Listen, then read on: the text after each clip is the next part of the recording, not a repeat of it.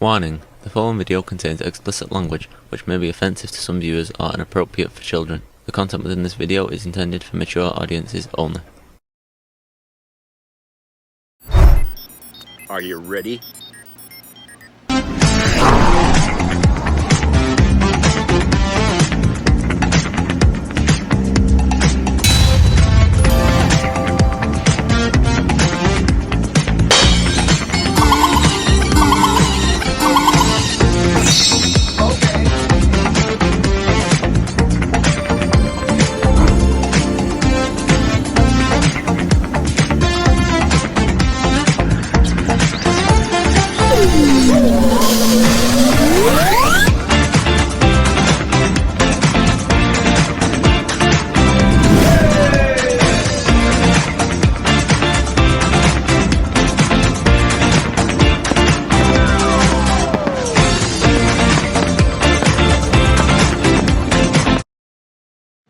Hey everybody, it's Jeff.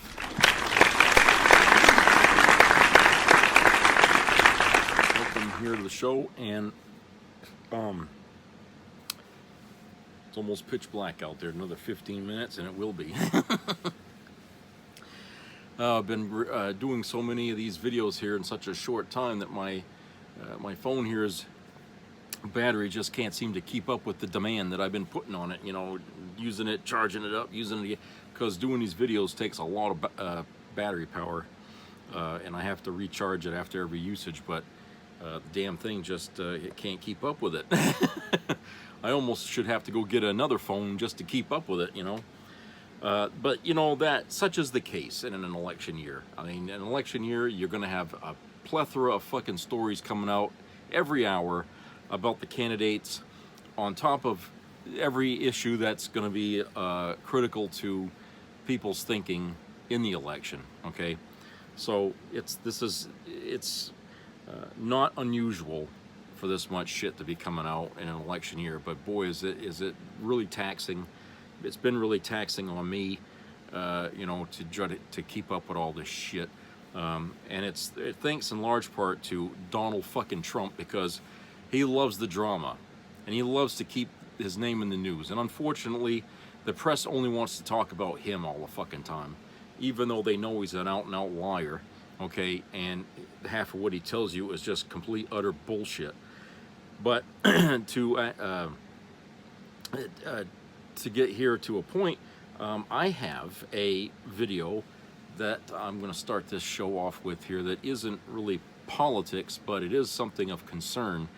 And it's something that I was watching as I was having lunch today, and it's about what they call zombie oil wells. Okay, now I know that sounds kind of funny, but it really isn't when you watch the video. So I'm gonna take you to this video, and it's about 16 minutes long.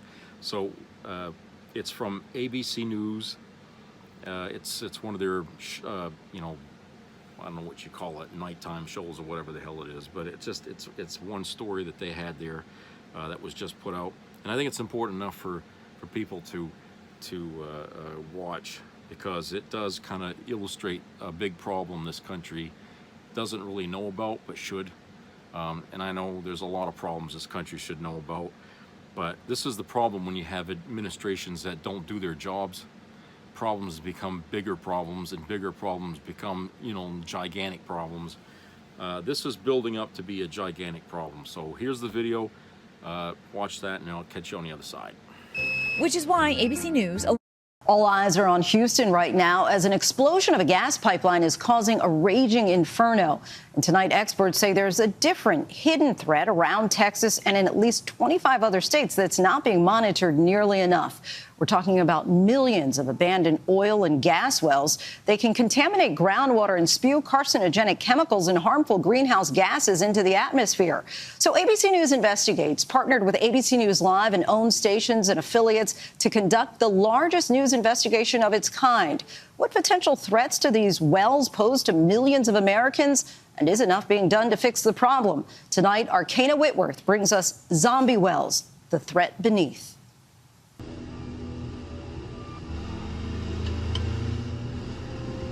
from a distance, the shallow waters of Trinity Bay, just outside Houston, can appear almost pristine. But hidden in plain sight lies a threat few are even aware of. We are headed out into Trinity Bay, and that is where they believe there is the largest concentration of these abandoned offshore wells. And the concern is that they're leaking. More than 100 abandoned oil and gas wells have been left to rot in this bay for decades. They're considered abandoned because they haven't produced in years. We are utterly surrounded in every direction by abandoned oil and gas wells. Like most abandoned wells, these decaying rigs are rarely checked for leaks, which is why we've come to see if we can detect any ourselves. As we approach one well, we hear an ominous sound. This is hissing. I can hear it. We've brought along a handheld gas detector that experts told us could detect if a well is leaking combustible gas. There, it's going, it's going, it's going. The second I put it over here. Typically, these aging wells, when they leak gas, it is methane. So that is a dangerous greenhouse gas. Nearby, we find another abandoned well where there's bubbling just below the surface. You can see this thing just bubbling everywhere. Oh, it's high, high. This is a dark side of the fossil fuel industry. A hidden, mostly invisible threat lurking just beneath the surface of more than 25 states. There are more than 3.5 million abandoned oil and gas wells across the U.S. that we know of. We've found that around 14 million Americans live within a mile of an abandoned well. Those that leak are known in Texas as zombie wells. A zombie is something that's been killed or dead and comes back to life. That's what I call a zombie well. They're coming back to life. Leaking abandoned wells can contaminate groundwater and spew carcinogenic chemicals and harmful greenhouse gases into the atmosphere. These wells are a threat to people and livelihoods, and especially kids and older people and people with health problems. Yet despite the risks, experts we spoke with say not enough are inspected for leaks. Which is why ABC News, along with 6 owned and affiliated stations, set out on the largest journalistic investigation of its kind, fanning out across the nation with gas detectors to hunt down and test abandoned wells for dangerous leaks. In all, our team tested 76 wells across 5 states and found 40, more than half, were leaking oil or combustible gas at the time. Almost immediately, and straight up to the high end. It's topped out already at 10,100. That leak could just go on for years and years and years. We discovered leaking wells along streams in New York and atop sunlit hills in California. This is just full of oil. But nowhere has more abandoned wells than Texas. More than 600,000 of them pepper the state, particularly common in the Permian Basin, where Laura Briggs built her family's dream home. Are you hungry? It was a lifestyle choice to raise your kids rurally in the hopes that they would appreciate nature and where their food comes from and hard work and the other side of life. It's not so easy. Laura knew there were more than 30 abandoned wells on the land when she bought it, but what the mother of 4 didn't expect was that some of the wells had begun to leak, and no one was taking responsibility to clean them up. And this one's actively leaking. It's been leaking for years. Oh, wow, you can see, yeah, there's oil all over. Laura says the well has been leaking for nearly a decade. Its latest operator declared bankruptcy years ago, making it what's called an orphan well. It's now left up to the state and ultimately taxpayers to plug them. Laura says she's been complaining about this one to Texas authorities for years, but nothing has been done. So I've got a letter response from them in May that just says it'll be plugged according to priority. They have got so many out of control wells that they have to get to first. So they're going to wait till it's catastrophic. Right. Yes. Texas has more than 8,000 documented orphaned wells, and oil isn't the only potentially harmful substance found leaking from them. Some also emit dangerous gases like methane, a highly combustible and potent greenhouse gas, and hydrogen sulfide, or H2S, an extremely deadly gas that these special air monitors detect. The end is near. The final days are here for Tuffy Bear Discount Furniture. We're closing forever in just... How dangerous is the H2S gas? If this goes off, from what I've been instructed by safety people who sell these things, you run against the wind. We've brought along a different handheld gas detector, and while more advanced gear is required to determine the exact gas type and full scope of the leak over time, multiple experts told us the device we used can detect hundreds of combustible gases and can alert us if a well is leaking when we test it. All right, so we're gonna go ahead and test this. The device measures gas in parts per million and maxes out at 10,000. I'm gonna try to test this part right here. I can see it consistently bubbling. Oh, it just went off. Wow, we're at 3,800. This is hugely concerning. I can see your house. That is where you raised your babies. Yes. I thought the state regulated this stuff. I never thought that this would be allowed to go on. Despite years of complaints, Laura says the state authority in charge of regulating the oil and gas industry in Texas, called the Texas Railroad Commission, or TRRC, had only plugged 3 of the 30-plus abandoned wells located on her land by the time of our visit. TRRC Commissioner Jim Wright told our Houston station, KTRK, that we do not have the money to plug all of the 8,500 orphaned wells in Texas. And so the commission has developed a very good system to prioritize plugging operations for those that leak, adding they had plugged 730 last year. Right now, we just watch the wells and we wait for them to leak bad enough that the Railroad Commission makes them a priority and they come out and plug them. Laura didn't have to wait long. The well's blowing out below ground. About a month after our visit, the well closest to her home, the same one we found leaking, suffered a major blowout and started to form an oily pool. State authorities have since plugged the well, but Laura's concerned it could happen again.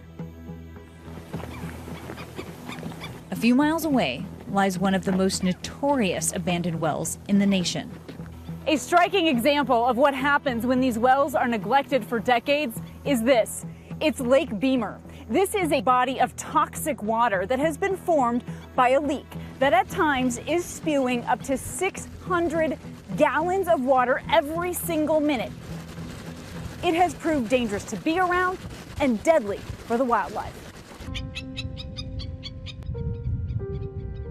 It looks pretty, but the birds come and there's H2S in this water, and eventually the gas kills them, and so this is where they come to die. You got to keep in mind is that Rancher Skylar White has been trying to get the site cleaned up for years.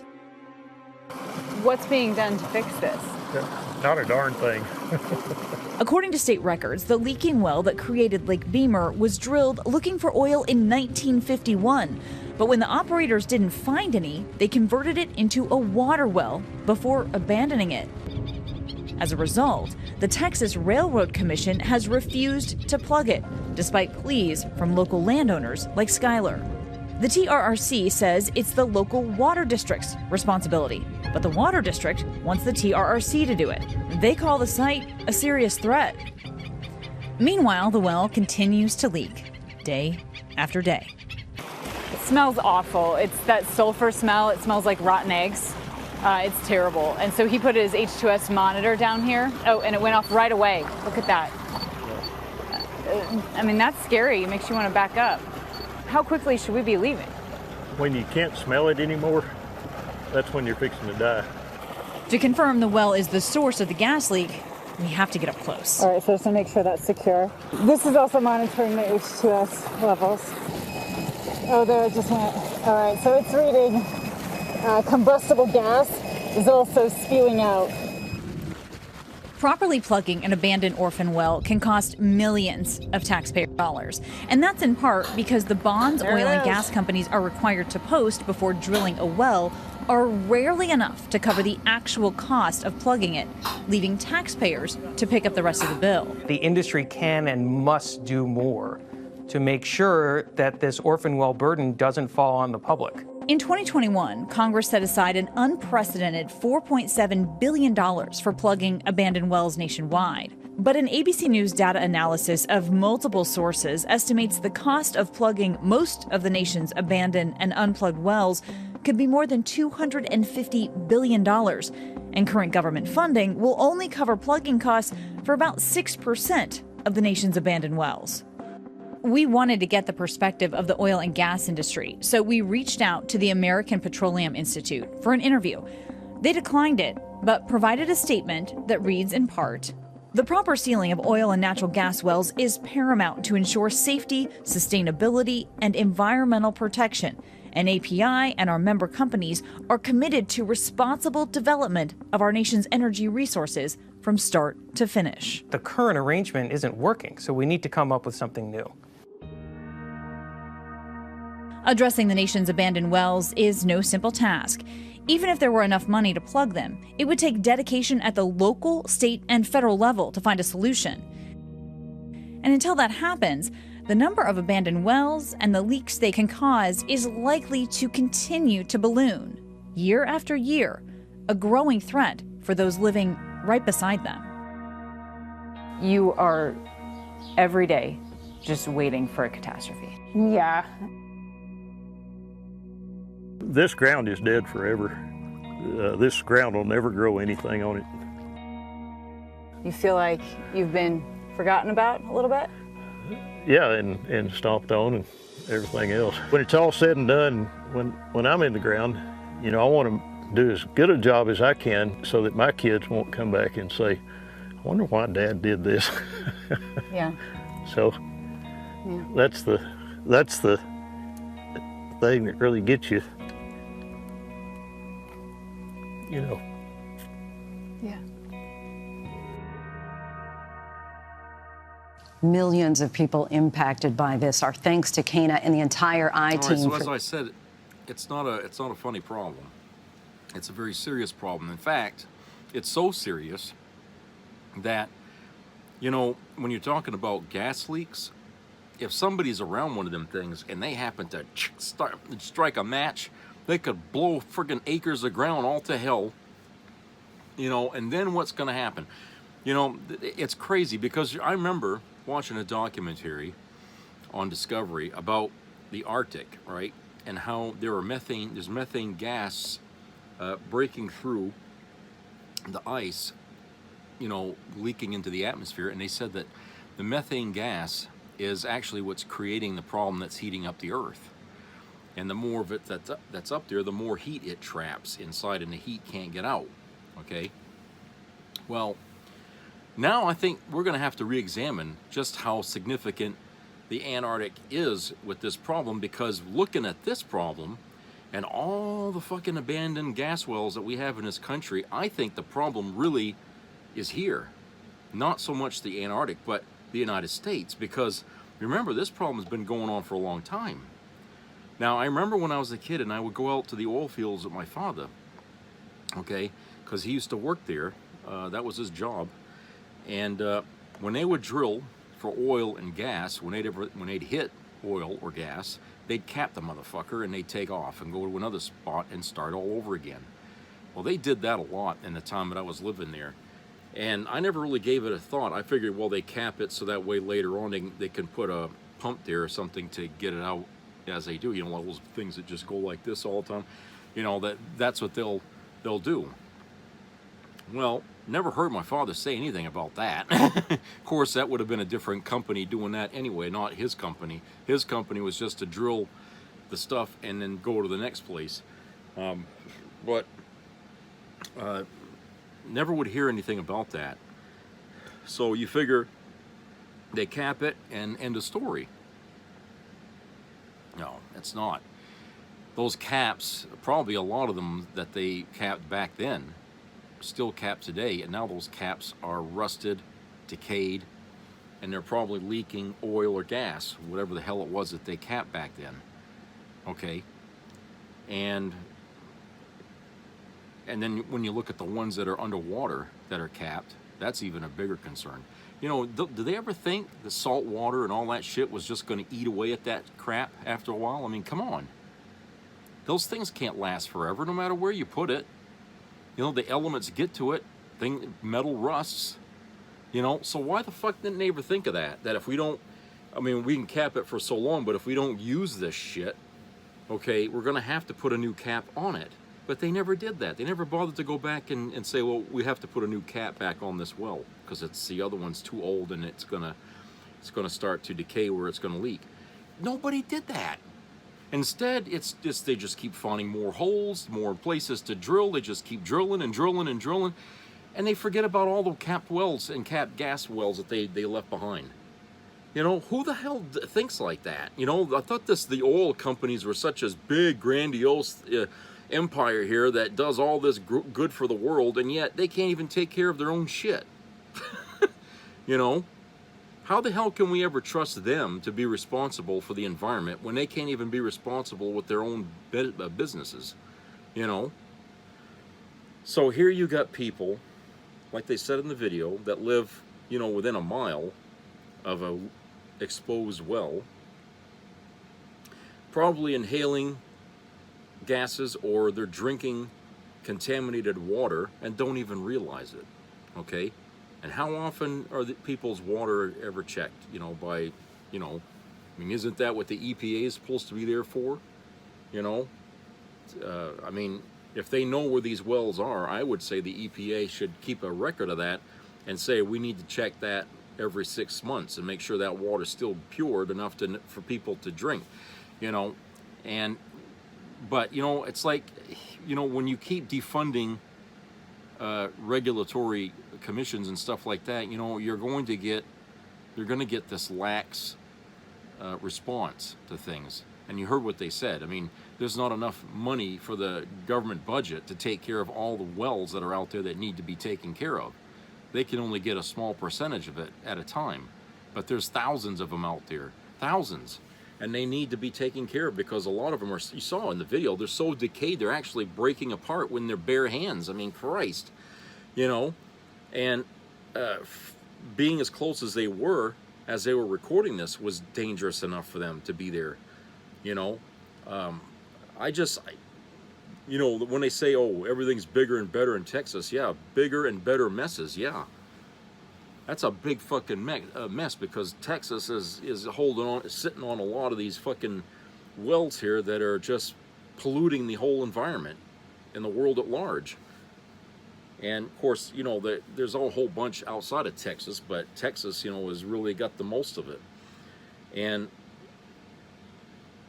I can't help but thinking that, you know, leadership in that state over the years has just been so neglectful of that state that it's really become like a third world nation in a lot of regards. Okay, it can't be a home to people anymore. I know lots of people from Maine moved to Texas because of the jobs down there, but you couldn't pay me enough money to go down there even to save my own life. Okay, that state is shit. I mean, it wasn't all that great when I lived there, and that was back in the early 80s and late 70s. But today, it's even worse. You know, and you couldn't pay me to live there. So, it's insane. It really is insane how neglectful the corporations who once owned those wells let them go, because when they went belly up, nobody owns them anymore. They just sat there, and nobody... and the government ended up taking care of it, which they tried, but it's not helping because they can't take care of enough of them. They need billions of dollars, as you saw, in order to take care of all of them. And it's when you're talking about saving the environment, I don't see how we can really possibly do that if we don't take care of those fucking wells. Either open those things up and start pumping the oil out of there, okay, whatever it takes, or pumping the gas out of there, whatever it takes, just to start using those goddamn things and quit hoarding it, because you can't sit on that forever. You've got to open that up and start using it. If you don't do that, okay, then, hey, that shit's going to come out on its own, and you're not going to like the way it comes out, because there's a lot of pressure under those caps for these things, and when those fuckers go up, Remember in the Iraq War how they set fire to the wells and we had to go over there and put those things out? It's going to look just like that in Texas, all over the place, and in other states, okay, where there's open lines here and stuff like that. Somebody, you know, hey, Northern California, remember? A wildfire might erupt out of there, and guess what? Hits that oil line. Jesus, you think they have a problem now? I mean, then you're going to have the smoke and toxic fumes from that fire because of, I mean, Jesus Christ. You know, we really need to smarten the hell up in this country, okay? You know, this talk from Trump like, drill, baby, drill. We don't have to drill, baby, drill. We got fucking oil all sitting there for decades just waiting to be used, and we ain't using it, okay? Fuck drill, baby, drill. Start using what we got. Okay, start using what we got and stop hoarding it, because you can't hoard shit for it's like sitting on a can of beans there for 50 years and think, oh well, let's use it when we need it. You know, come on. You know, people our markets are saturated with oil, and yet we're being charged through the nose for it. And the only reason why they won't uncap those wells is because they want people to pay through the nose for gas and oil. Okay, that's why they won't do it. So these things become pawns in this silly little game of profit. Okay, they have all the oil they could possibly make money off of, and we could go back to like a fucking $1 something a gallon of gas again if they would just use what we got that we're sitting on and not using. Okay, stop buying oil from other countries. Okay, if you're not going to use it here, sell it to other countries and let them use it. You know, look, Russia, we put sanctions on Russia. England, Britain, and all them, they could use the extra oil and gas that we got, because for them, the price of gas is way higher than what we got here. Okay? Sell some of that shit to them. Give it to them. Let them use it. You know, we can deplete those fucking wells and get rid of some of this problem here. You know, but no, you can't do that. You're upsetting the whole market. OPEC would have a fit. You know, Jimmy Carter told us about what was going to happen when we align ourselves with fucking Saudi Arabian oil, okay? And he was dead on balls right, okay? No matter what anybody thinks about Jimmy Carter, he warned us about this, and here we are. Fucking guy was from the future, man. I'm telling you, he knew what was happening and what was going to happen. Nobody wanted to hear it.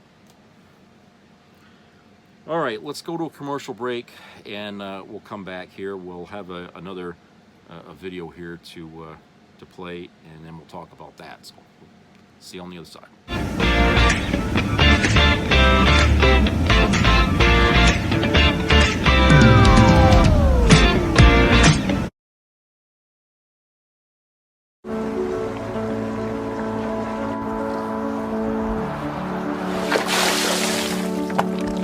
This is me.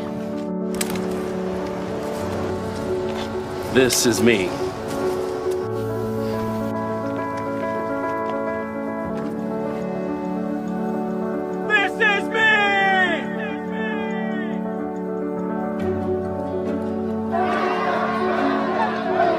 This is me. I'm Alex Curtis. I'm a lobsterman in Maine, and this is me. I'm Ruth McLaughlin, and this is me. I'm Eric Hopkins. I'm an artist, and this is me. This is me. Me. This is me. This is me. This is me. At the end of the journey, the main thing is you, original.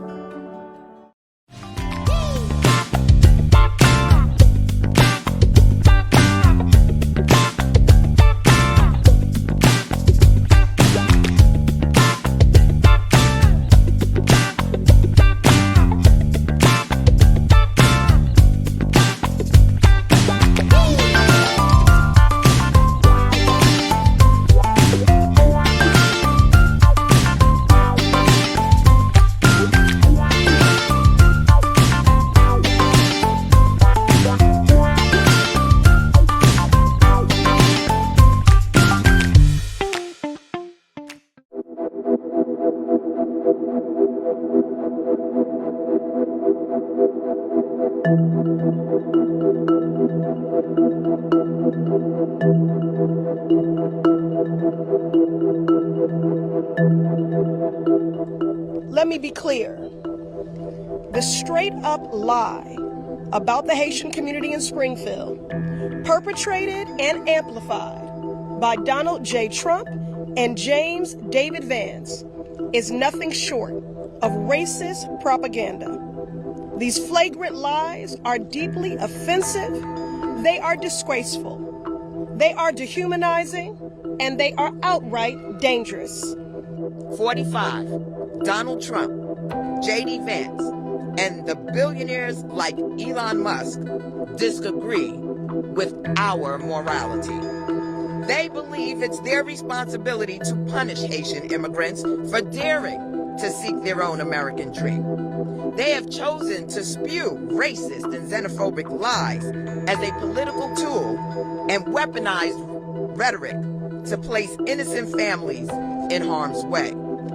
It's truly sickening to see the United States' most powerful prey on its most vulnerable through xenophobic and despicable disinformation. Let us remind you of the truth about our immigrant communities and what makes our country great. It is a fact that Haitian Americans contribute immensely to the Springfield community and our entire nation, economically and culturally. And any idea to the contrary is patently wrong.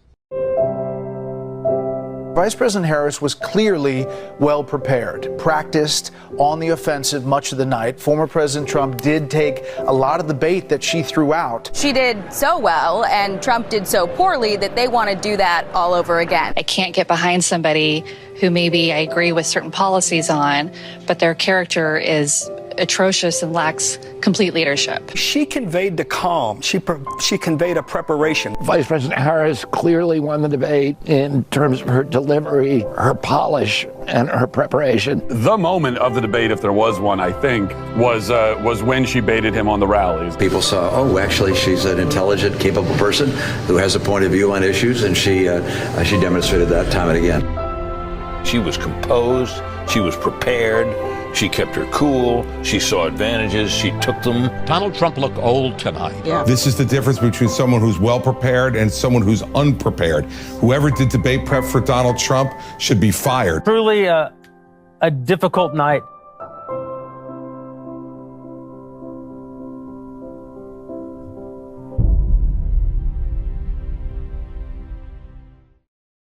Finally, a president who stands up for growth, opportunity, and prosperity for every American. Kamala Harris will fight for American jobs, lower costs, and give families a head start in a tough world.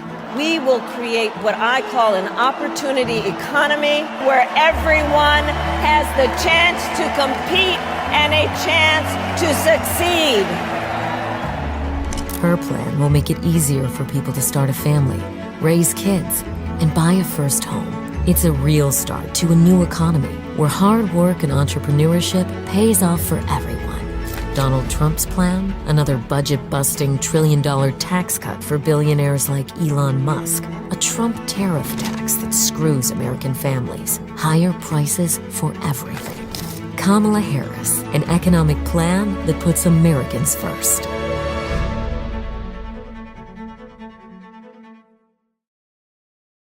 The circle of life eventually closes on all things. For Impetus Americanus, the time for prowling will soon be at an end. It was to be his final hunt. His prey, older, weaker, unable to fight back. The best kind, or so he thought. But Impetus Americanus made a mistake. He is slow, he is lost. His imagined strengths are but weaknesses. And he's alone. His mate, his cubs, already eyeing new, greener lands. His pack is flimsy and overmatched. His lieutenants are weak and timid. The decades creak in his bones. comes. The humiliations fester in every fold of soft, bloated skin. And as he rambles and wanders among the fields, no longer on the trail, he reeks of fear. He's afraid of the conflict, of what comes next. He starts to realize it is not his last hunt. Impetus Americanus is the hunted. He is the prey. The apex predator is approaching, preparing to devour him. It is Mother Nature's design that the circle of life eventually closes on all things. For Impetus Americanus, that circle is nearly complete.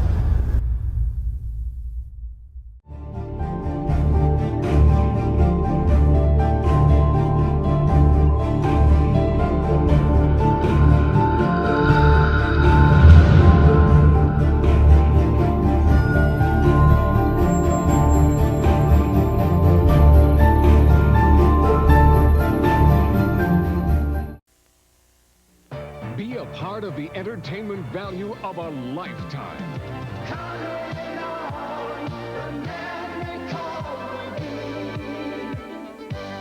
I loved it. It was the best performance I've seen in a lifetime. I loved the show. I liked it very much. He's a very entertaining man. It's well worth the money. Now appearing in Charlottetown, coming to Halifax November 6th to the 18th, and St. John November 20th through the 26th.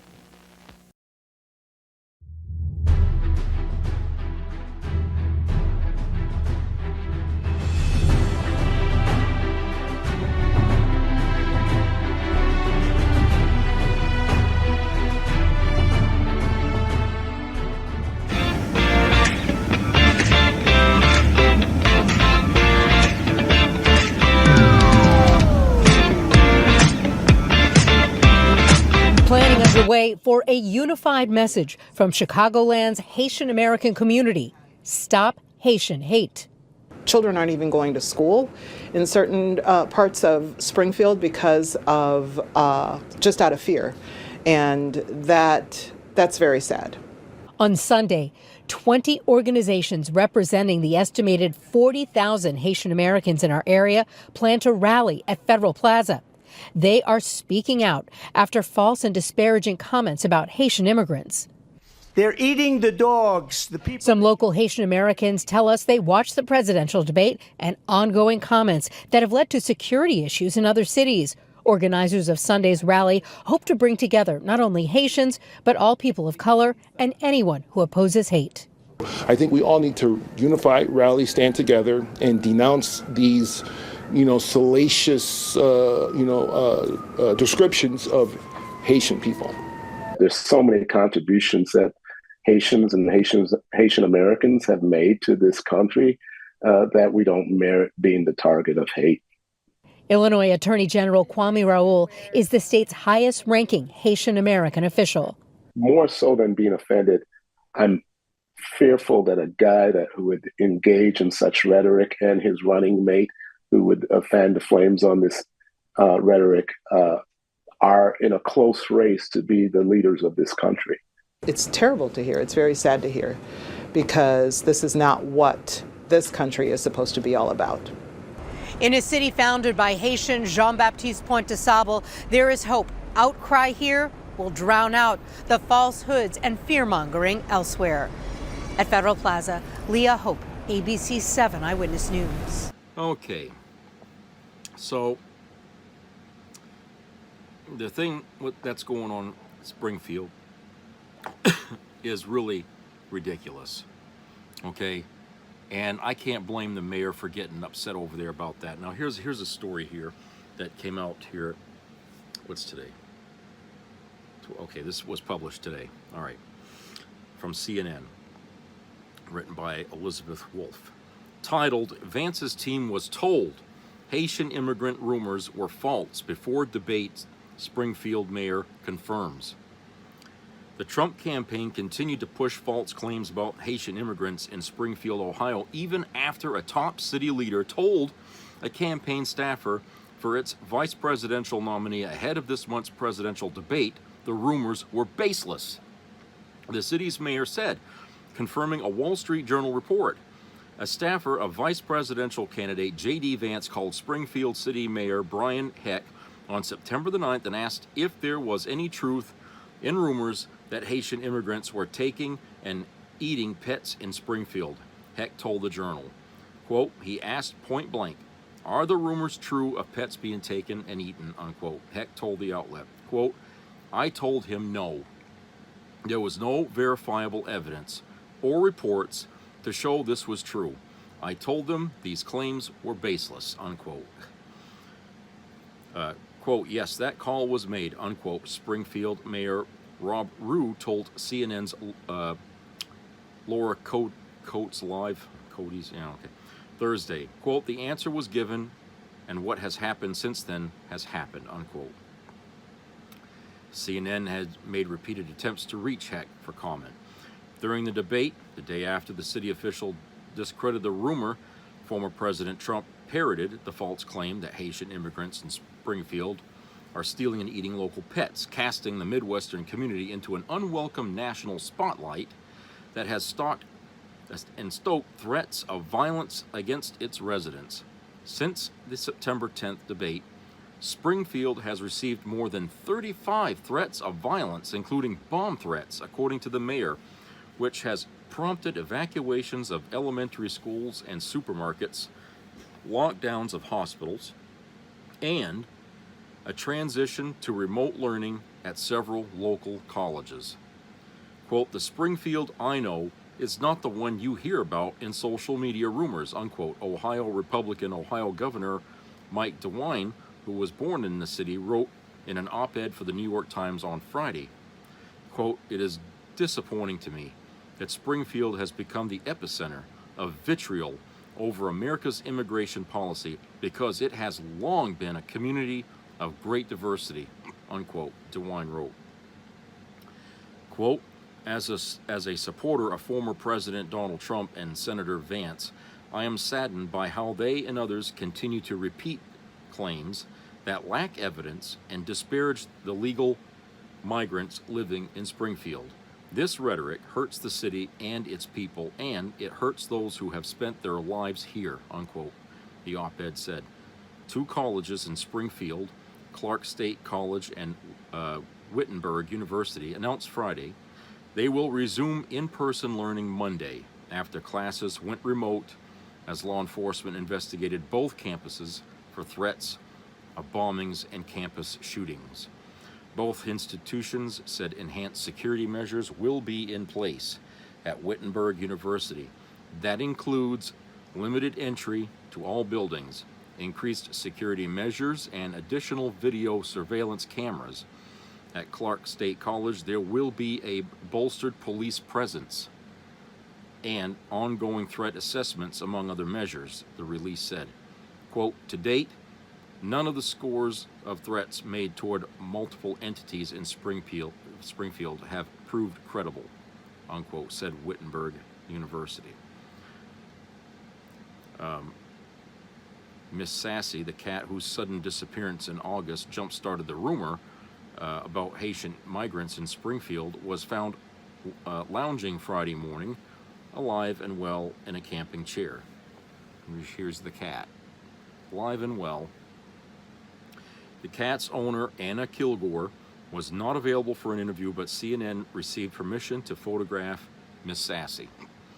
An emotional Kilgore told the Wall Street Journal earlier this week she has apologized to her Haitian neighbors for filing a police report that insinuated they had a role in her pet's brief disappearance. Kilgore said the cat was discovered in her basement just a few days after she went missing. Although the false claims about Haitian immigrants abusing animals have been widely discredited, Trump and Vance have doubled down since the debate. Asked Sunday by CNN's Dana Bash to back up his claims, Vance, a U.S. Senator from Ohio, said he has received concerns from constituents. Yeah, like who? Name a constituent. Though he did not provide evidence. Okay? Yeah, it's them. They told me. Fucking childish shit. Quote, my constituents have brought approximately a dozen separate concerns to me. 10 of them are verifiable and confirmable, and a couple of them I talk about because my constituents are telling me firsthand that they're seeing these things. Well, they're all seeing things is right. Okay, so I have two options, Dana. I can ignore them, which is what the American media has done for years to this community, or I can actually talk about what people are telling me, unquote, Vance said. A spokesperson for Vance, in response to CNN's request for comment on the Journal report, accused the media of, quote, purposely twisting Senator Vance's words, unquote. Ain't a whole lot there to try to twist. I mean, he's, you know, it's pretty bold-faced that he's gonna stand on his line no matter what.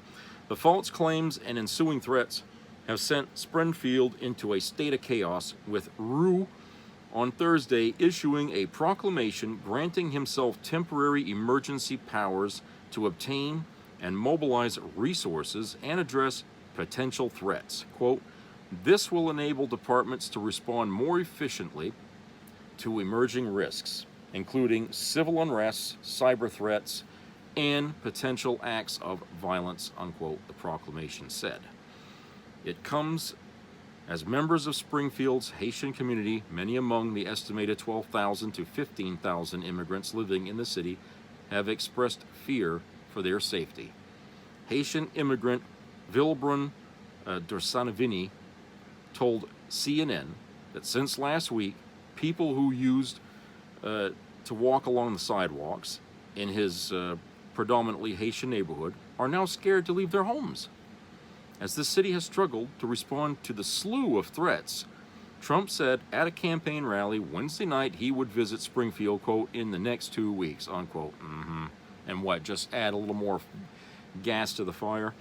But Rue has repeatedly said a visit from either presidential candidate would stretch the city's resources. In other words, stay the fuck away from us. Quote, should Trump choose to change his plans, it would convey a significant message of peace to the city of Springfield, unquote, Rue said during a news conference on Thursday. Quote, we've asked many times that those with the national spotlight with a national microphone would speak truth, and we need help and not hate, unquote. The mayor told CNN on Friday he also has concerns about the message candidates would send from Springfield. Quote, my concern is what we've seen on the national stage, and I really wouldn't want that repeated in our community, unquote, Rue said of a possible visit by Trump. Ohio Representative Warren Davidson told CNN he believes many in Springfield would welcome a visit from the Republican presidential candidate or his running mate. Really? I don't think so. Quote, people want to know that they're being heard, unquote, Davidson said. Quote, I think the part that's being dismissed is there really are serious concerns, unquote. Well, he doesn't address those serious concerns, does he? He goes to these places and he stirs their shit and then he leaves. Okay? Why do these people think their concerns are being addressed at the rallies? Has anyone ever heard anything productive out of his mouth when he gives a rally? Does he say anything other than doom and gloom and this country sucks and it's falling into the pit of hell? You know, how is that does that address people's concerns, I ask you? Rue also lamented how the false claims and frenzied public debate have distracted from deeper conversations about immigration reform. He said even if Trump or Vance were to recant their false statements about Haitian immigrants in the city, he's not sure if it would make a difference. Well, so then in other words, why should we try? Of course you should apologize. You know, you got to try something. You just don't light a fire and then just stand there with the hoses and say, oh, we lit it, so why even bother try to put it out, you know? What a dumbass. Quote, I don't know what that would do. Like I said, the real issue is what's being said around the rhetoric. Is the immigration reform, is the porous border. There needs to be reform. That's what we need to be talking about, not defending our community from false claims. Oh, so in other words, it doesn't matter that the community is in a complete uproar where there's people threatening to bomb this place or shoot this person or go after these people. None of that matters, okay? What really matters is that, you know, we need to talk about reform. We need to talk about this vague thing here about reform than to talk about the existing problem that Trump created with his fucking day over there in Springfield. Okay? You see what I'm talking about? It's all about, you know, bait and switch. You know, switch the conversation to something else instead of continuing to talk about that. Trump's responsible. He spent one fucking day in Springfield, and look at the fucking havoc he wrought, you know, in his wake. Jesus. And if this, you know, and we shouldn't be that shocked, because when he ran the first time for president, okay, he did the same goddamn thing. Okay, people were shocked.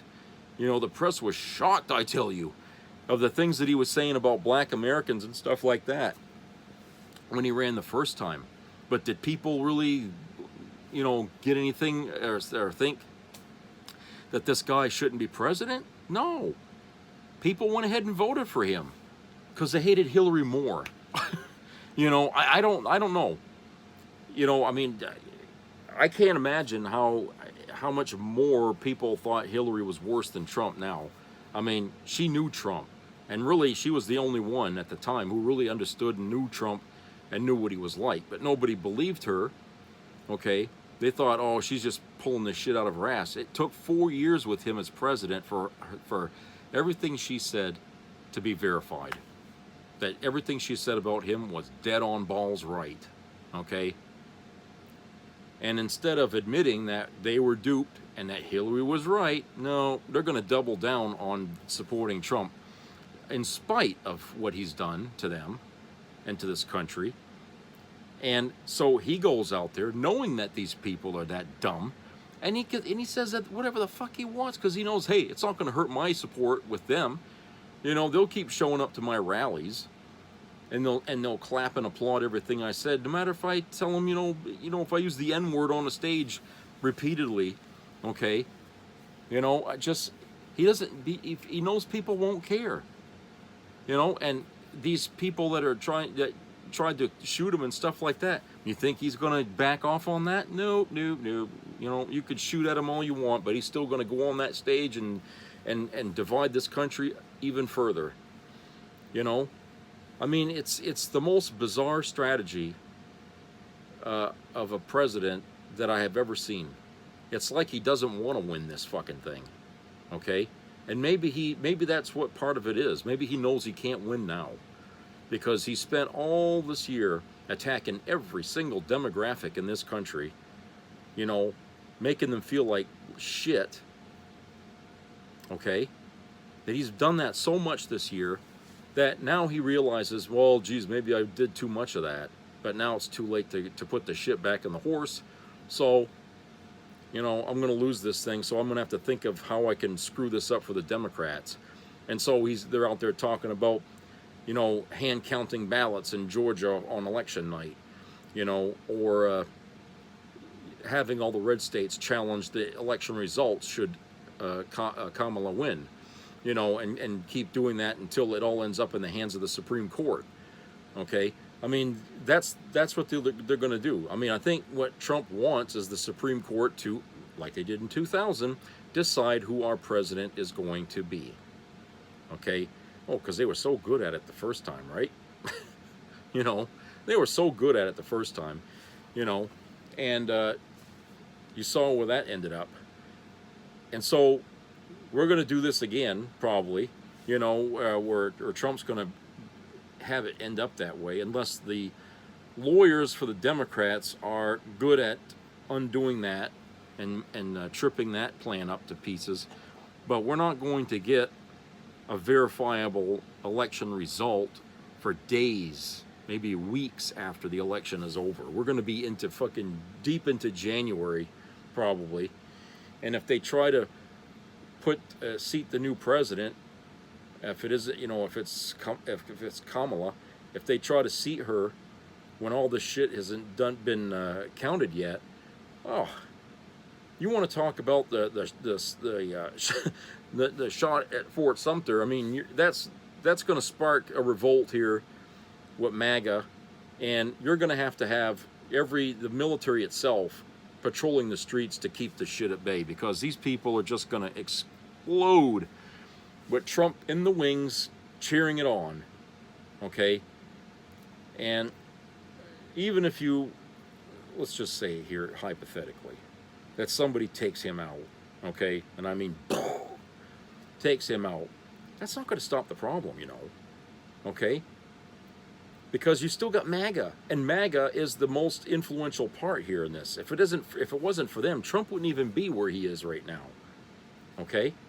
You take out Trump, you're still going to have to deal with them. You know, and they're going to always be a part of this country now. We know they exist now, so we know they're always going to be there. And we're the Democrats and the people who care about democracy in this country, we're really going to have an added burden placed on us to make sure that in every election, whatever, you know, if the MAGA movement is still there, we have to be there to block it at every turn. Okay, we have to be there to block it at every turn. We can't let them get their feet in the government, which means the ones that are in there now, we got to get them out. Okay, because any little bit of power that they have, they will use, okay, to however they want, to, you know, ruin the system, to make government not function for people. You know, because, hey, that's how they got the numbers they got in the first place. Because if you think 30, 40 years ago, when you had all these talking heads on the radio from the Republican Party constantly complaining and whining about how the government is your enemy, okay, and having a whole generation grow up with that shit pounded in their head, okay, it made all the difference. It created the fertile soil the Republicans needed to create this kind of a movement inside their extreme arm of their party, the MAGA movement. These people grew up hearing all that shit, believing all that shit, okay? And now that you got somebody who talks that shit, like Donald Trump, they're like, oh, it's finally happening. This is the moment. You know, in their mind, it seems like everything's gelling right now, okay? When it's gelling in all the wrong ways in their head, because they've been more or less programmed, I guess, or taught to think that way, you know. And when the situation is created that fits the narrative that they've been preached to all this time, hey, they think this is the time to really get out there and push this fucking Project 2025 manifesto agenda here, to push all that. Okay, they've been conditioned to think that this is the time. And unfortunately, for a lot of these people, because a lot of them are, you know, of the evangelical Christian side of things, they look at this thing as sort of a religious prophecy that the time has come, you know, for this country to fall or change or whatever the hell they think America should be at this point. It's in their head that this is the time, and Trump's the guy to make it all happen. But what they're talking about, they want to see happen, it's not a good thing. But they don't think about that. They don't think about what that's going to mean, especially for their own lives. They're actually going to upend their own lives by pushing this agenda. Did any of them bother to read this Project 2025? I doubt it. A lot of Democrats have, and a lot of people have been trying to educate, you know, as much of the base, the Democrat base, as they can about what's in it. But the Republican side, the MAGA side, hasn't said a fucking thing about that to their people, and they're discouraged to even look it up online. They're told it's just propaganda. Really? From their own Heritage Foundation? That's propaganda? That's as MAGA as you can get? Now they're out there disavowing it? That's like, don't you dare look at that! You don't need to see what's in there. Okay? They never should have published it in the first place if they didn't want anybody to see it. But now that we've seen it, and the Democrats have seen it, okay, we understand it a whole lot better than they do. What the hell what's in that, and they know we know. But they just don't want MAGA to know, because right now it's crunch time for them, and they've only got 40-something days left for the election, and right now they don't need to unzip their fly any more than they already have, okay? And the thing is that that's why Trump won't debate Kamala, as MAGA doesn't want him to set foot on the stage with her again. Okay, it hurt him bad when he was there with her. They don't want him touching that. Okay, J.D. Vance in the debate with them, I mean, they don't give a shit about that, because, you know, even Trump said it, you know, oh, it's just a running mate. He doesn't have any influence in the election overall. It's about presidents, okay? So they don't care, you know. But right now, they're what they're thinking about is a contingency for when he loses, okay? Because the possibility is very strong now that Trump will lose come November, okay? Because, you know, the press is putting out polling data, and like I said, polling data is whatever. But they're putting out data that shows Kamala's in the lead in a lot of places, okay? Which I'm going to say is, if she's in the lead, it's probably by a bigger margin than they're willing to admit. Because, again, they still want this to look close. But the fact is, now that the press is starting to put that data out instead of showing neck and neck and neck and neck all the fucking time, that's showing that maybe the press is starting to get sick of Trump, and, you know, they want him to sweat a little bit, you know, and so they're showing Kamala out ahead in some places, okay. And I'm taking from that it's a good chance she's going to win, okay. That's what I'm going to take from that. I'm not going to stand by their numbers. I'm not going to say that the numbers are accurate, okay. I'm just going to say that there's a sense out there that she's going to win, and the press probably knows it, but they're not going to give us the full facts on that. So, but at any rate, the only way we can nullify a cheat on the Republican side, and this is really the only way you can do it now, is you're going to have everybody on the Democrat voting block vote on election day. You're going to have to put in so many votes for Kamala Harris that it's going to negate any attempt by the MAGA movement to try to cheat this. You know what I'm saying? It's not going to matter if there was a cheat or not or whatever. The numbers are still going to be overwhelming in Kamala's favor, and she's just going to win, you know, anyway. And they can debate what state didn't come in or what until they're blue in the face. Okay, but the fact is the numbers, no matter how you splice it, is still going to be in her favor. So that's what I'm saying, is we just need to come out en masse for many people, the first time in their fucking life, to come out and vote on election day for once in their damn life. Come out and vote, so that way we can avoid weeks and weeks of bullshit politics on TV from the MAGA campaign. So that way we can finally go to sleep and say, there, we got rid of that bastard, okay? That's what I want. You want to see the press stop this shit? Because we're all burnt out from listening to Trump every fucking night. We're all burnt out from it. I'm burnt out from it. We're tired of seeing this fucking liar, okay? He's the worst thing on TV that I can think of, you know, whatever, okay? He's the worst thing that's ever been on TV, and even in the context of him running for president, the worst thing ever. All right, we don't need to see any more of him, and the only fucking way that we're going to make it known to the press and to MAGA that we don't want to see or hear from him ever again is we're just going to have to, everybody's going to have to come out and contribute their vote to getting rid of him. Everybody. No way, no fucking way around it. That's the only way this is going to stop.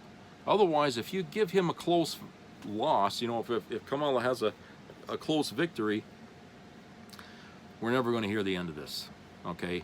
Even after the election, we're never going to hear the end of it. I want to hear the end of it. That's why I'm going to get out there and vote, okay? And I'm going to encourage everybody that I know to get out there and vote on election day. But the people that I know already know they're going to vote, so I'm just saying. Anyone out there who's watching, vote, okay? Vote. Get out there and vote. For Christ's sake, if you haven't voted at all, it's time. It's time now to do the vote, okay? It's stop hoarding that right for yourself, okay? Government's given you a right to vote. Fucking use it, okay? And I hope that you're registered still, because some of you probably haven't voted so long, they probably think you're dead. But get out there and fucking check that out and vote. Jesus Christ. I mean, this is, you know, half the reason why we keep finding ourselves with the wrong leaders is because not enough of us get out there to vote. And when when we end up with these bastards for president, we sit there, why do we get these people? We get them because a lot of people don't vote. That's why we get them. You don't want Trump in there? Vote. Just vote. It don't take long, okay? And then you'll feel good. You can go home and say, there, I did my part. You know? Jesus. There's no excuse. I mean, there really is no excuse not to vote. Christ, it's your right. Use it.